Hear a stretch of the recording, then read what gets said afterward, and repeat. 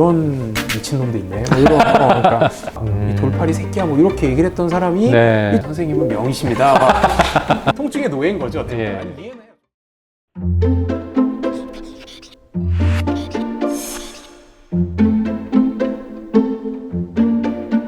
원장님은 취미를 어떤 걸 하시나요? 일단 뭐 아까 얘기했듯이 이제 스포츠. 스포츠. 하는 것도 좋아하고 보는 것도 좋아하는데 네. 이제 아무래도 이제 나이가 들고 이제 일을 하다 보니까 하는 건 좀 부담스럽고 네. 보는 걸 좀 좋아하죠. 네. 그래서 뭐 스포츠는 다 좋아요. 근데 다 야구, 좋아하죠. 농구, 축구, K리그는 잘 안 보고요. 뭐 재미가 별로 없어. 죄송하지만 뭐 워낙 이제 미국이나 유럽에서 프로 스포츠를 즐길 수 있으니까 하루 종일 스포츠 채널만 보고 있어도 뭐 스트레스 잘 풀리고 시간은 잘 가죠. 저는 네. 뭐 UFC도 좋아하고 네. 스포티비가 좋아하시겠네요. 원장님은. 저는 뭐 스포티비는 늘 유료고 늘 유료로 다 회원이고 네. 뭐 저는 그런 데는 돈을 아끼지 않는다는 쪽이라서 또 스포츠 보는 게 제일 큰 낚시고 그 다음에는 이제 영화 보는 거 좋아하시고요. 영화관 가서 영화 보는 걸 되게 좋아하는 것 같아요. 그래요? 요즘에 뭐 넷플릭스나 티빙 이런 것도 재밌긴 한데 네. 저는 약간 영화관에 가서 앉아있을 때 그 느낌이 되게 좋아서 그리고 또 이제 영화는 이제 보통 이제 2시간 전후로 이제 완결이 되니까 네, 그렇죠. 이제 그렇죠. 넷플릭스나 이런 거 어쩔 수 없이 막 맞아요. 10부작 뭐 이렇게 예. 막 2부 나오고 막 예. 이러는데 그렇죠. 그래서 영화 보는 거 되게 좋아하고 그 두 개만 해도 사실은 시간이 너무 잘 가죠. 할 것도 너무 많고.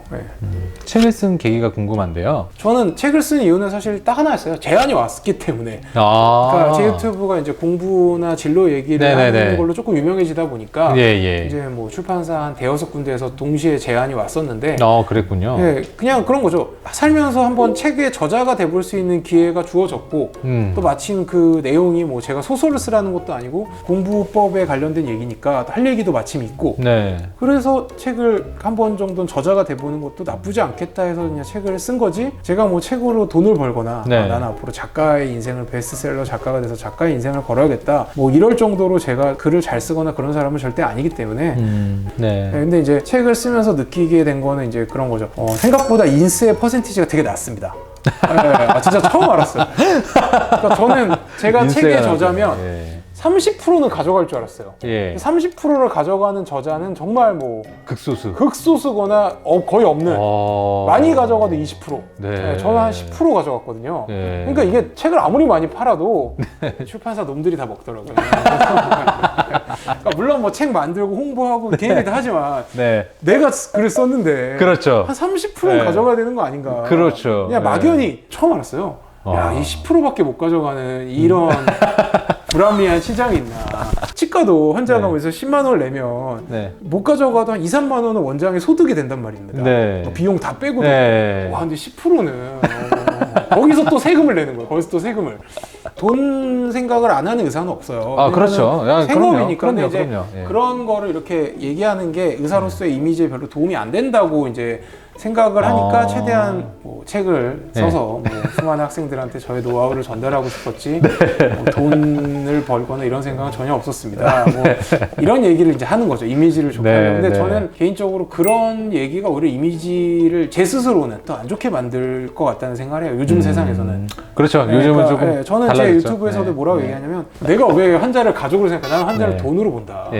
돈으로 본다는 게 환자한테 진료를 뭐 대충 하거나 막 한다는 게 아니라 나한테 있어서 돈은 너무나 중요한 생업의 수단이고 나의 취미 생활을 가능하게 하는 거기 때문에 환자를 돈으로 본다는 건 나는 환자가 가족보다 위란 얘기다. 나는 환자를 돈으로 보기 때문에 환자를 엄마 아빠보다도 더 진심을 다해서 전심전력으로 치료할 수밖에 없다. 최선을 다한다. 나한테 돈 한 푼 안 주고 진료를 받는 엄마 아빠보다 오히려 100원, 1000원, 뭐 10만, 만원, 10만 원을 주는 환자가 나한테는 더 신경이 쓸 수밖에. 실제로 저희 제 치과에 저희 어머니 아버지 오셔서 임플란트 심는데 어머니 아버지 진료할 땐 진짜 대충 합니다.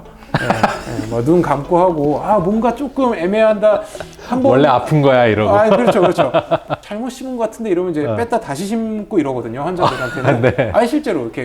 근데 엄마 아빠는 잘못 심은 것 같은데 몰라 그냥 대충 해. 나중에 또 만회할 수 있으니까. 그렇죠. 하지만 환자는 결과가 안 좋으면 저희 치과에 영원히 안 올 수도 있단 말이에요. 그렇죠. 그러니까 항상 최선의 결과, 베스트 결과를 내려고 최선을 다하지만 어머니 아버지는 결과가 안 좋아도 결국 저희 치과에 올 거거든요.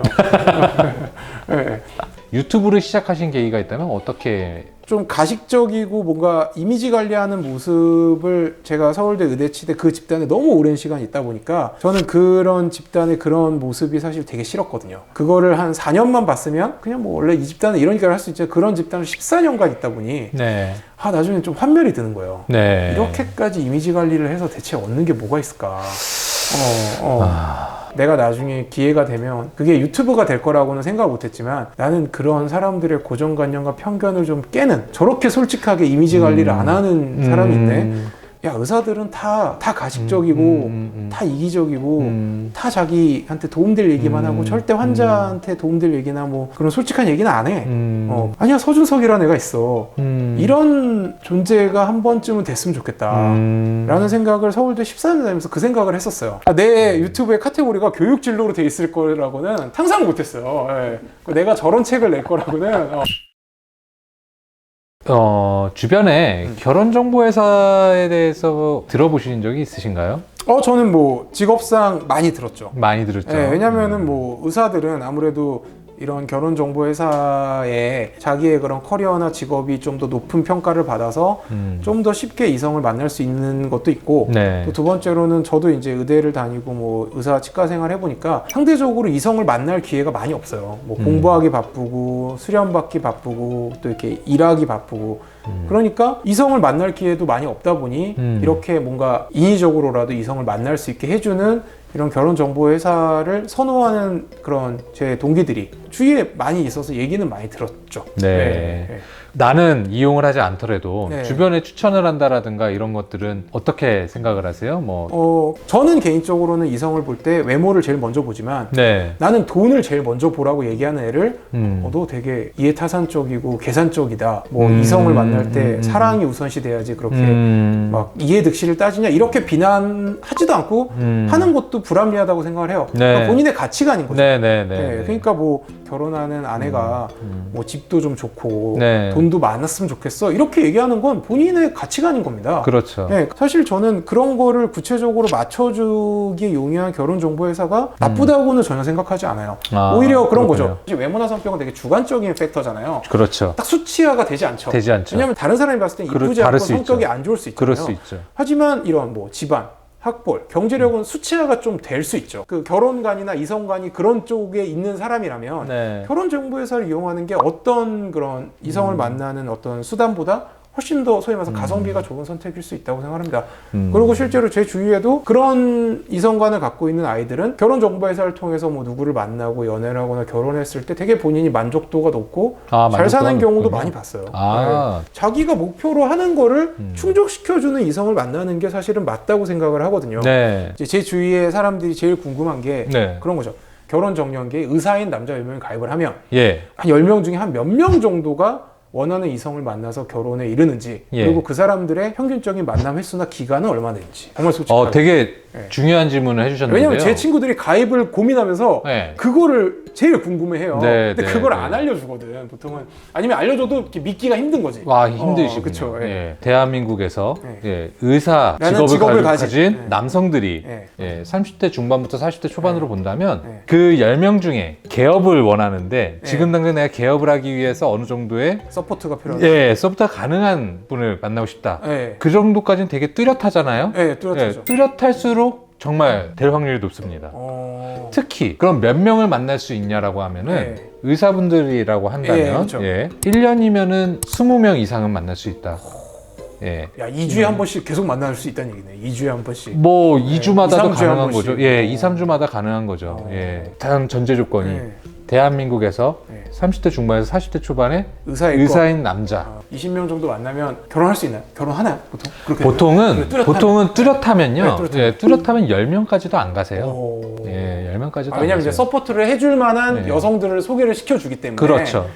지금 생긴 질문인데 네. 그러면 저는 이제 뭐 과별로 어느 정도의 경제력이 생길 수 있는지를 저는 나름 정확히 알고 있지만 네. 결혼정보회사나 여성분들이 봤을 때 소위 말해서 의사들도 수많은 과들이 있는데 네. 선호하는 과가 어떤 과들이 요즘은 선호가 되나요? 지금은 네. 피부과 피부과 여전히 피부과는 선호가 되고 있군요. 선호가 높죠. 예, 네. 치과 치과. 예, 그 아주 다음에 좋지 않았구나. 예, 선호과라기보다는 비선호과가 좀 많죠. 아, 비선호과는 어떤 과인가요? 비뇨기과, 아, 그렇죠. 소아과, 뭐 흉부외과. 흉부외과는 그래도 사실 네. 명성? 아, 드라마 같은 데 나오는 예, 그렇죠, 생명도 그렇죠. 살리고. 예. 안에 약간 비뇨기과 뭐 이런 과들은 돈도 많이 못 버는데 과 자체도 별 멋있지 않다 이런 느낌인 건가요? 그러면 그렇죠. 선호를 안 하시죠. 저는 의사를 만나고 싶은데 이런 과는 빼고 만날래요. 그렇게 얘기를 예, 해요. 그렇게 말씀하세요. 그럴 때 비뇨기과, 산부인과, 소아과가 들어간다. 예.